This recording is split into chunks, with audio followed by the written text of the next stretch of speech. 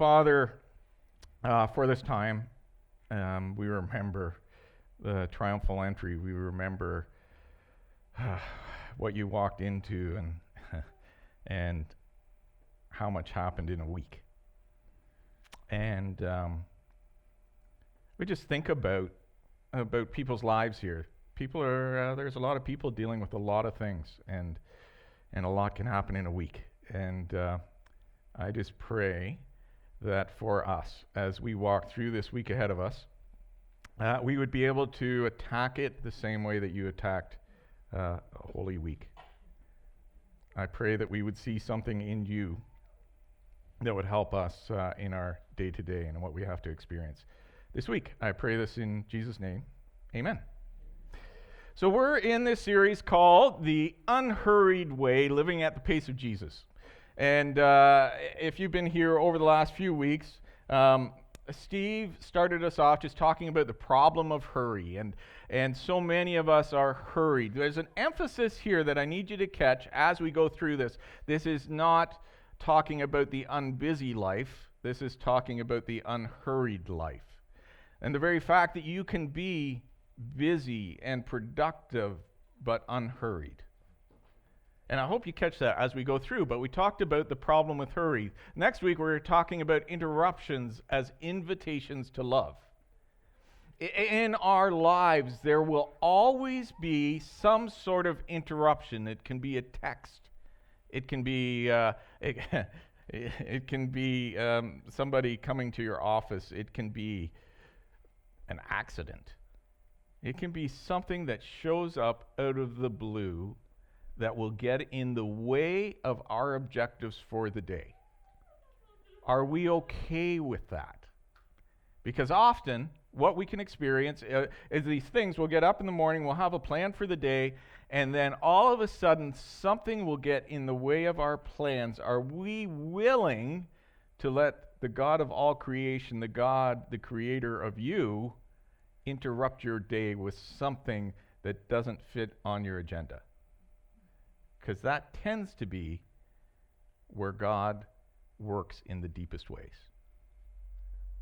Being okay with interruptions, looking at them as opportunities rather than inconveniences. When we look at Jesus, and we looked at the way that he walked through life, and the passage that Steve was talking about, the story was about the woman who touched his garment for healing. And Jesus was on his way to do some pretty important, busy stuff. And Jesus just paused in that moment and gave us a picture 2,000 years later of what it is to love in our busyness. Last week we were talking about the danger of distraction. We were in this Mary and Martha story. And we acknowledged that what Martha was doing was good stuff. I mean, cooking is great. But do we allow the things that demand our attention to steal our attention from opportunities to experience Jesus? Having those moments where we can sit at Jesus' feet. And so what we talked about doing was actually starting our day at Jesus' feet, starting our day looking at Jesus before we take on everything else, and anchoring our day in that. Today, what we're going to be talking about is the sustaining power of withdrawal. And here's a question. What happens to an unhurried life when the pressure reaches its peak? So I actually have a question. Maybe you can answer this. When the pressures of life just start to ramp up, and it's just so many things going on, what is the first thing you stop doing?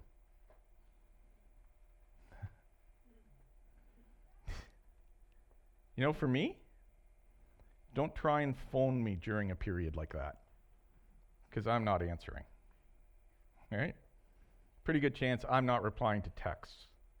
If there's a whole lot going in my world, I might see that you sent me something or that you called, but in that moment, I don't have time for you.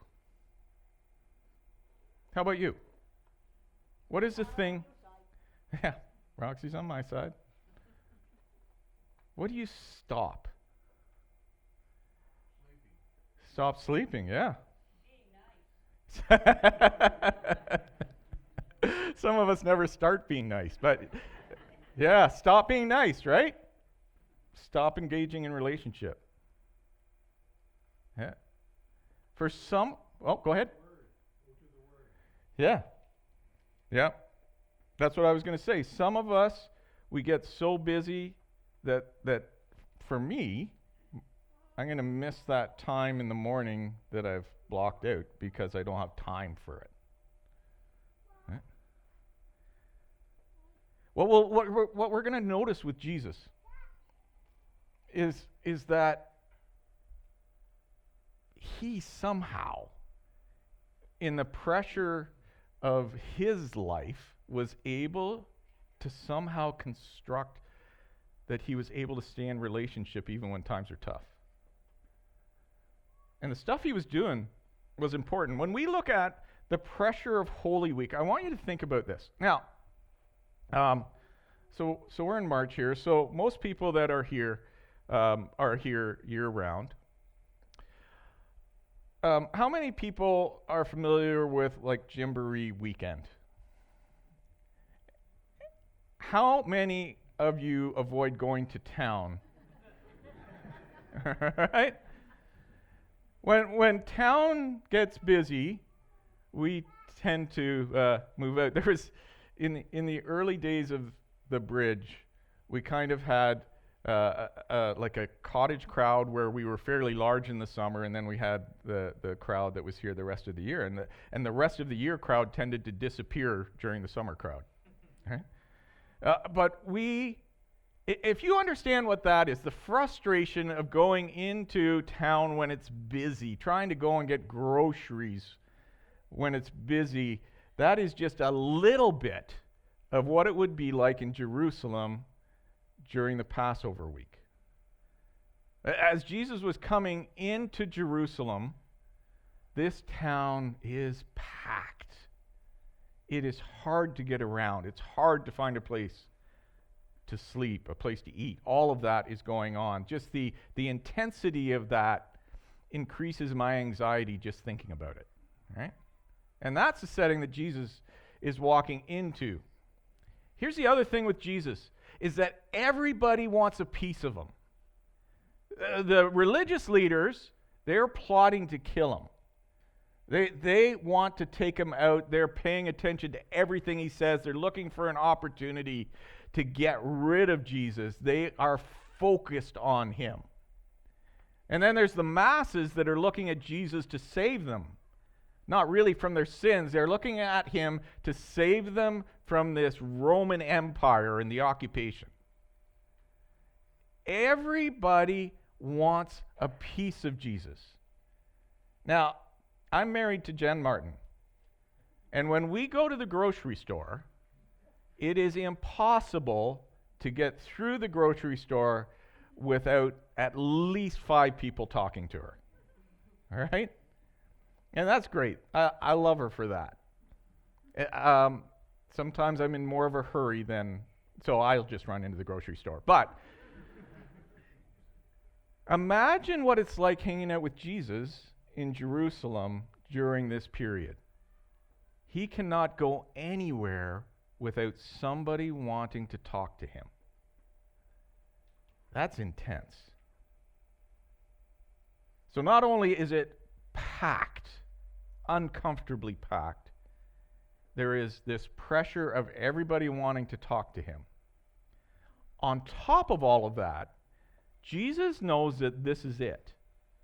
Jesus knows that this is the week. Jesus sees the soul of everyone he sees in that setting. He knows what they're dealing with.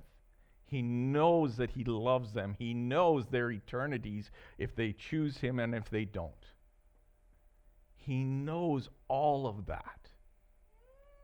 And there's an intensity. He knows the time that he has where he is able to deal with talking and teaching people before he goes to the cross.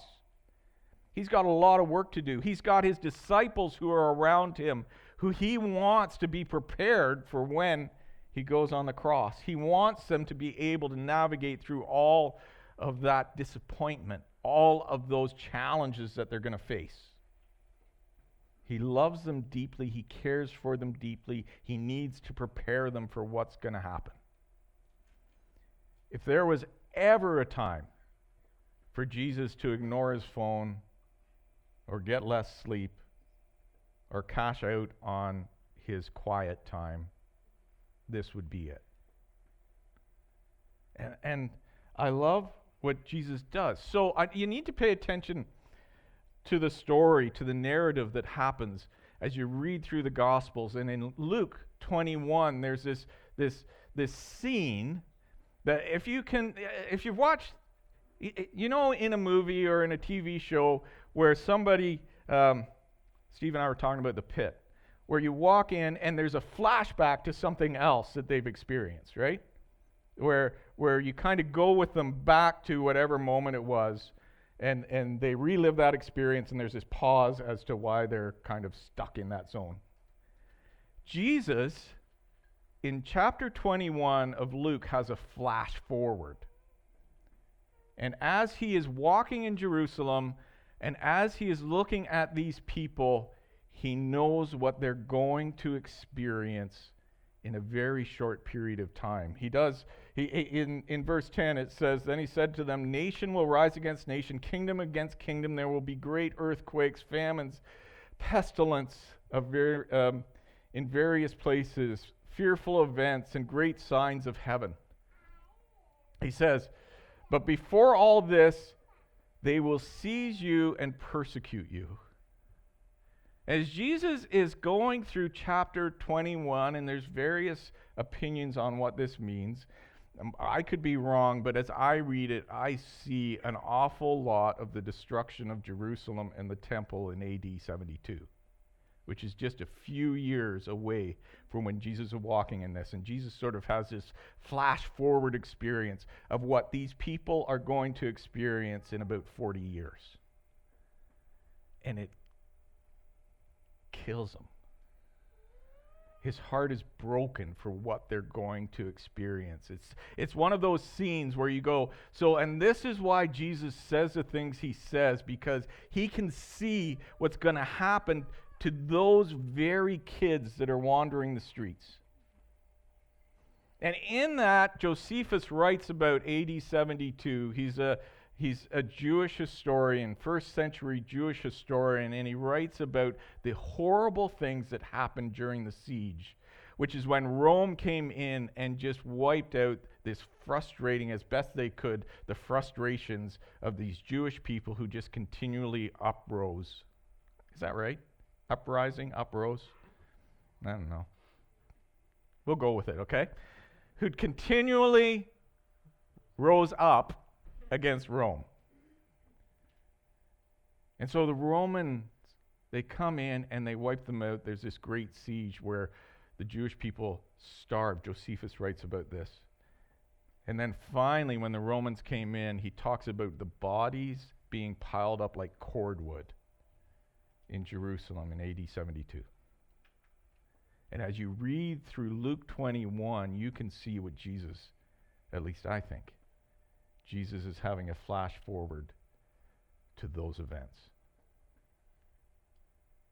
Can you imagine the stress and the compassion that Jesus is experiencing in that moment?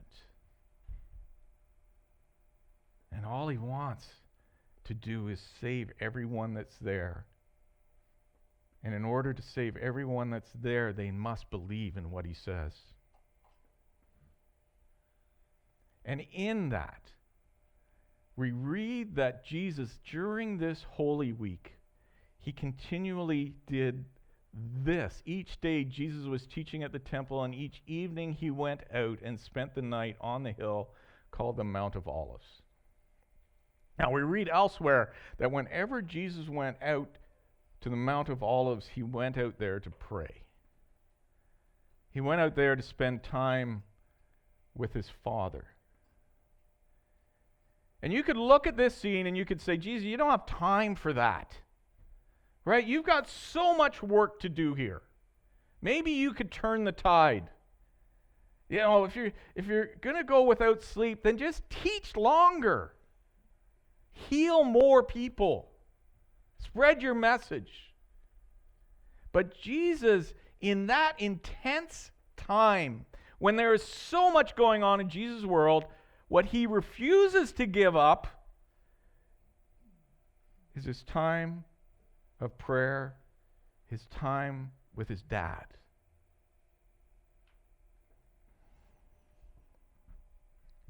What Jesus demonstrates for us that we find hard to understand and hard to accept is that withdrawal is not avoidance.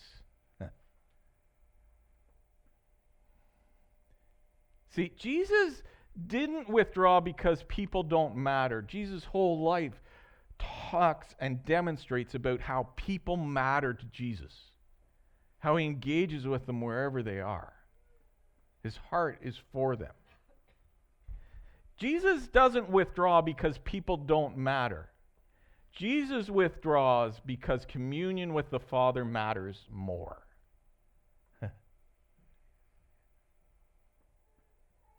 Now, I don't want to project on anybody else here,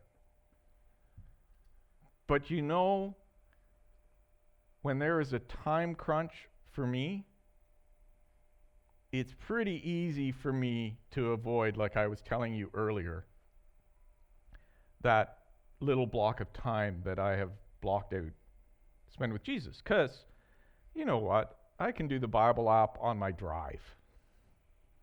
All right? I can do it later when I have a little more time. That's not how Jesus operated with his Father, the God of all creation, the one who knows people intimately, doesn't ever put his time on his Father on hold. It is central to how he is able to operate in the rest of his life. Let this sink in for a minute. Jesus does not withdraw because people don't matter. He withdraws because communion with the Father matters more. An unhurried life is not a disengaged life. An unhurried life is anchored. Are we anchored? You know, the best way to diagnose whether we're living anchored lives is simply to look at our lives and look at what happens when everything around us falls apart. Do we fall apart as well? Or do we dig in and hold on to that anchor that is our faith? When the world falls apart around us, do we question our faith? And it's okay to question. Do we move away from our faith? Or do we actually hold on to our faith and let the storm rage around us? Jesus demonstrates what it is to be anchored.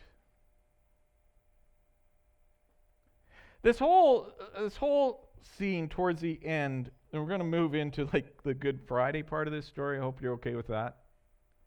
As Jesus goes through his Holy Week, he has anchored himself in this thing where every night he goes to the Mount of Olives and he prays. And we have this Last Supper, and you remember it. There's some famous paintings about it. Jesus has this Last Supper with his disciples. And while he is there, Judas takes off to go betray him. Even in that setting, there's a whole lot to be worried about. And Judas knew exactly where Jesus was going. Why? Because he always went there. It wasn't going to be hard for Judas to lead people to Jesus because Jesus was right where he always went when he withdrew. And as this Last Supper happens, there's a lot that goes on in there. And then we read this.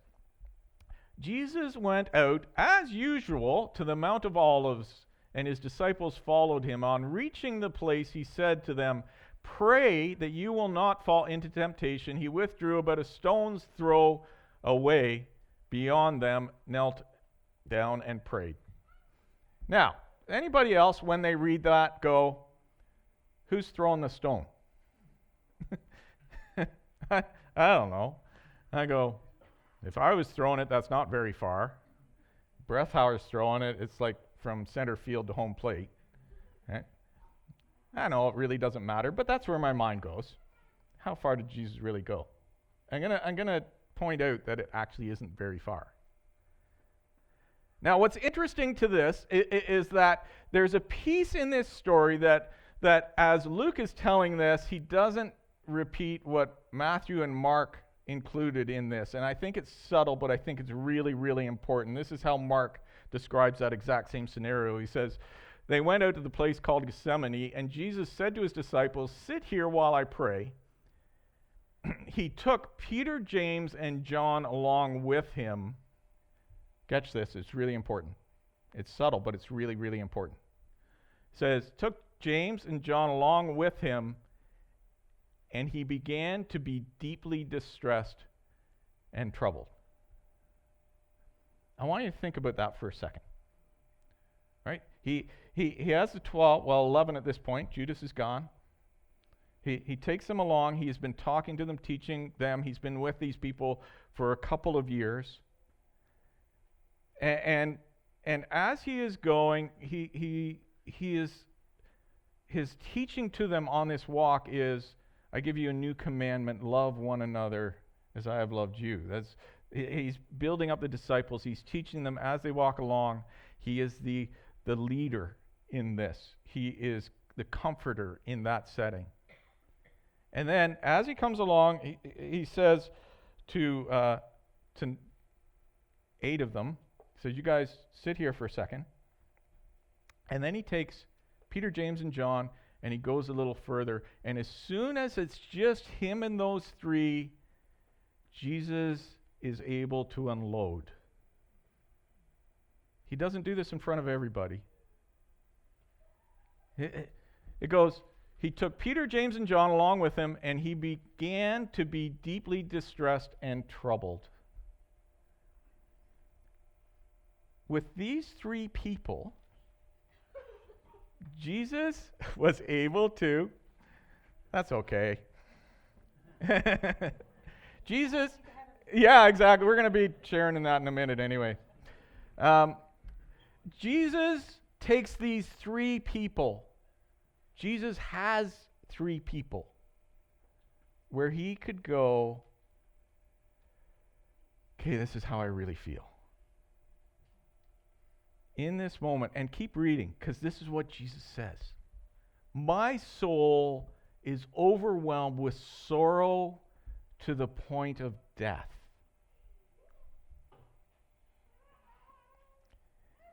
Have you ever, and I know there's suicide hotlines everywhere, but have you ever thought it would just be better if you weren't here? And Jesus, in that moment, describes something about how this is feeling for him. He would not, and as his prayer goes forward, he goes, "I don't want to do what I'm about to do."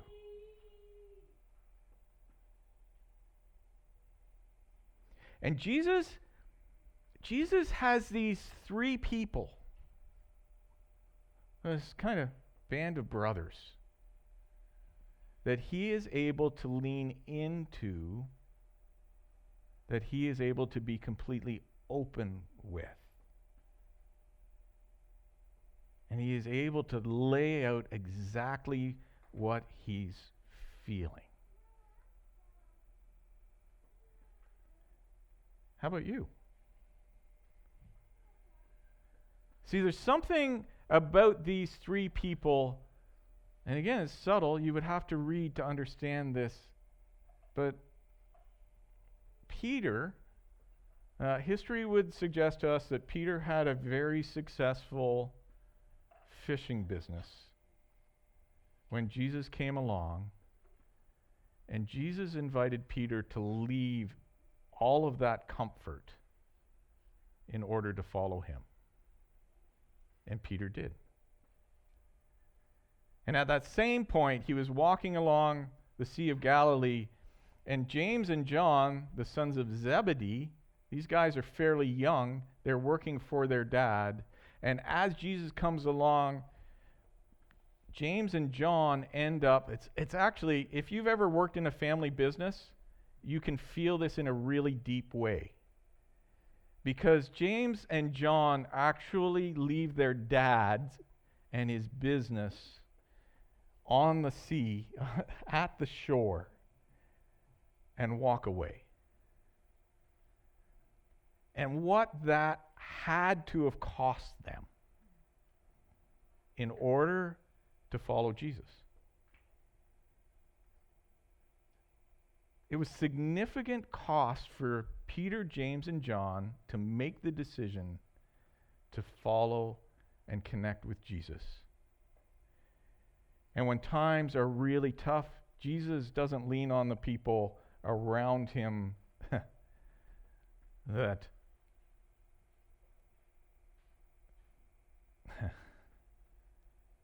that are going to reject him if he rejects them. He doesn't lean on the people that are only there if he's able to be strong and supportive. He has these people in his life that will walk with him even at great expense to their own lives.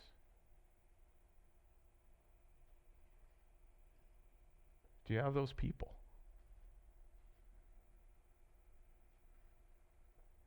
And when times are in that setting, not, you know what? Sometimes you can belong to something and it feels like you really belong, and there's this whole, connection.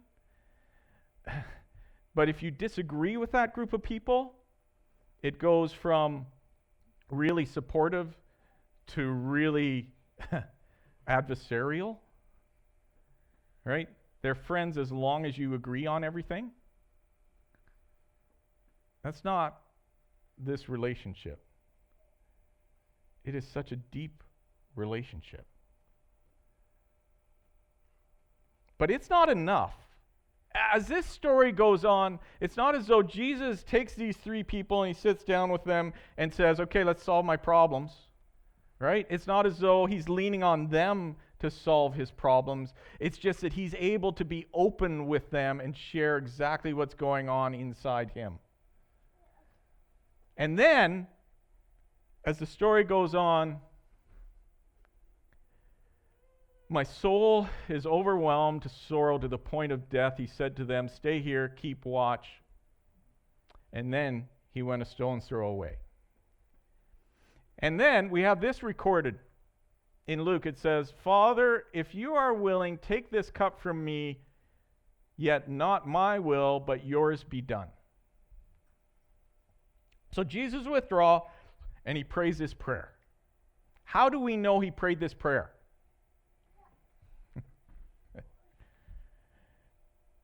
Because Peter, James, and John were just a Kevin stone's throw away.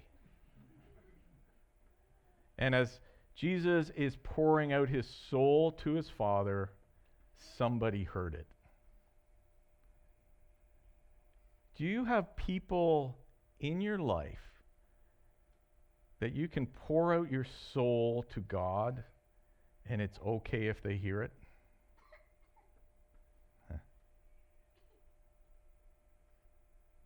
God calls us into that kind of relationships with one another. Not the kind that are dependent on believing the exact same things. but the kind who are willing to hear your heart.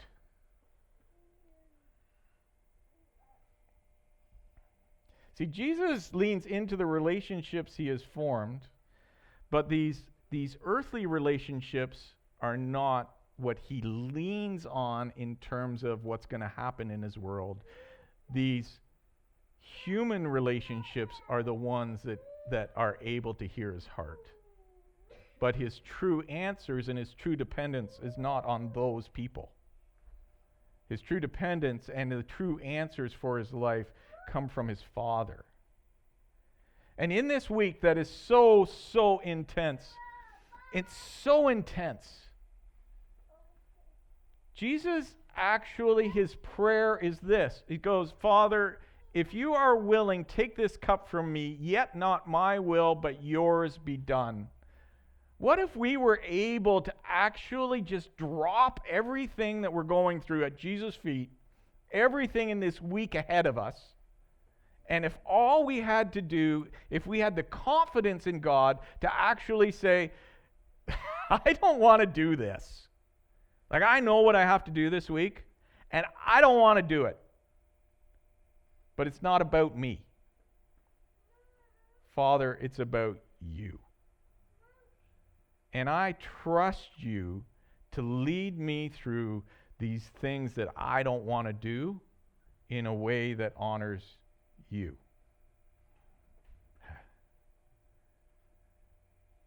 This is what it's like to follow Jesus.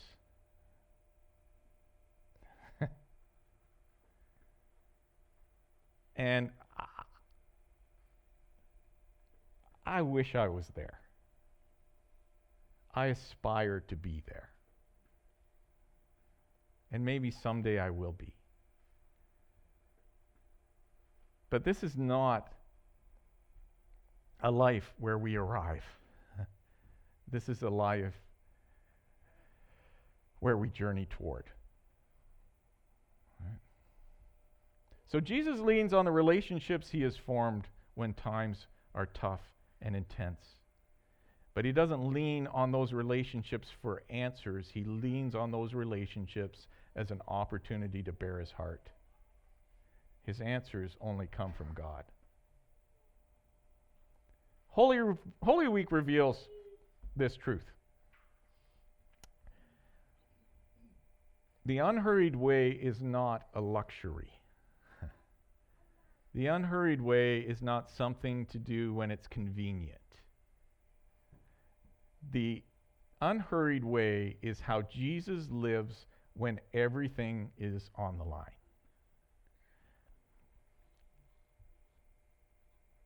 Having the confidence in the God who created you is living like Jesus lived. Having relationships with people around you that you can bear your soul is living like Jesus lived. And making a priority of connecting with your Father to get the answers to the problems that you face is living like Jesus lived. That is the priority in order to engage in the week that he has ahead of you. Communion is this interesting thing. Now, many of us have grown up with communion, and we've ritualized it. Steve and I were talking earlier this week just about the religious spirit that exists. And that spirit always points to the way things used to be done and how we should be doing it the same way. And it's so subtle. Satan dresses it up as being God honoring, but really it's just ritual honoring. And communion is one of those things that can fall prey to religious spirit and to ritual honoring. In fact, as I'm saying this, I love that we just lost a few pieces of bread during the talk. You know? Because the elements themselves are not sacred. It's the experience we have with God as we take these that is sacred. And here's the thing, is that we take communion, it's never supposed to be like an isolated event. It's not supposed to be done in solitude, but there is this intimate, almost solitude experience that happens in it, where you and God connect. They represents the body and blood of Christ, the way made for us that we can have an intimate relationship with God. When we take it, we're to remember that. When we eat this bread and drink this fruit of the vine, we're to remember what Jesus did for us.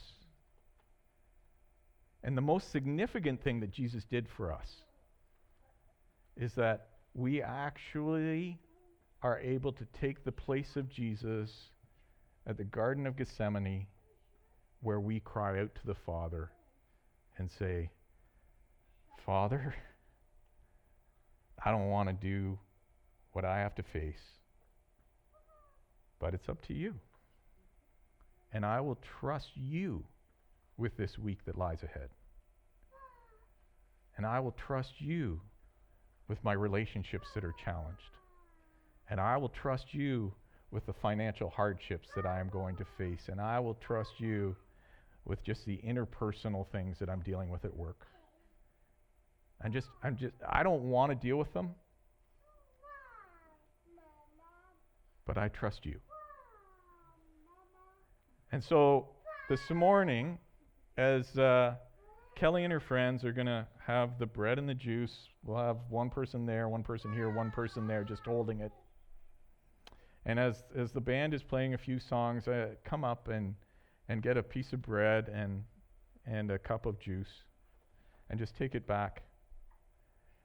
And as you are holding these, recognize that you are among other Christ followers who are on the same journey that you're on. Find your people, consider this. Work at forming those people in your life that can hear your soul. It's all good.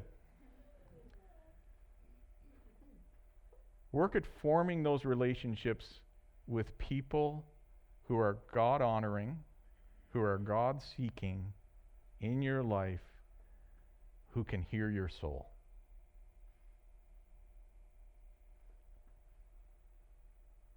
And lean on what this represents. The fact that because of the work of Jesus, we have access to the Father, the God of all creation, who has a plan for your life, who will lead you through whatever this week is in a way that will honor him. Think about that as you hold those emblems, and then we will take them up together.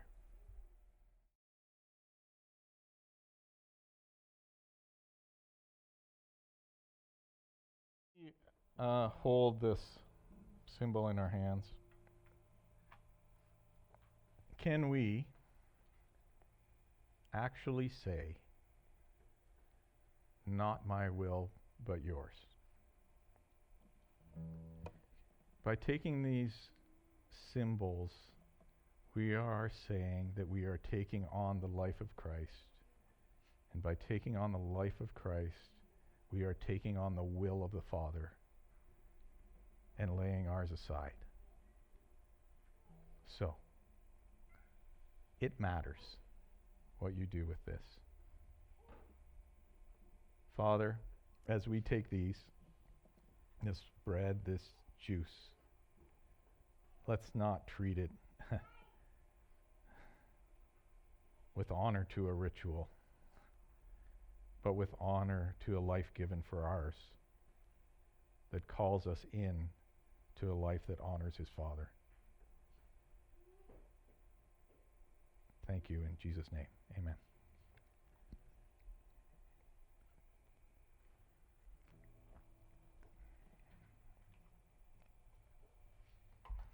Last week, I left you with this challenge that you should start. Live the life of a disciple where you start your day by focusing on Jesus, focusing on the teachings of Jesus, focusing on what Jesus actually said in order to follow him. Today, I want to challenge you to not mimic a disciple, but to actually mimic Jesus. And today, I just as a practice, this week, can you find one evening where you can take 30 minutes of solitude? And for some of us, that means maybe going for a walk, maybe it's running a bath, whatever it is. And take 30 minutes where you just talk to the Father about whatever it is that's on your heart. And give the Father freedom to perform his will through you. This one evening, if you can do that. And I'm going to tie up 2 evenings for you. Because many of us have not formed those Peter, James, John relationships either. So call or text a friend at some point. Maybe you can grab a coffee. We actually confuse withdrawal with abandonment sometimes. And like, I know what it's like at the end of a busy day to want to go home. And the guys are going to take up the offering at this point. At the end of a busy day, just to go home and however you self-medicate and turn on Sports Center. That's not withdrawal. That may cause withdrawal at some point, but that's not withdrawal. Withdrawal is simply pulling back and giving what your day was to God and giving what your day will be to God. So I hope you will experience that this week.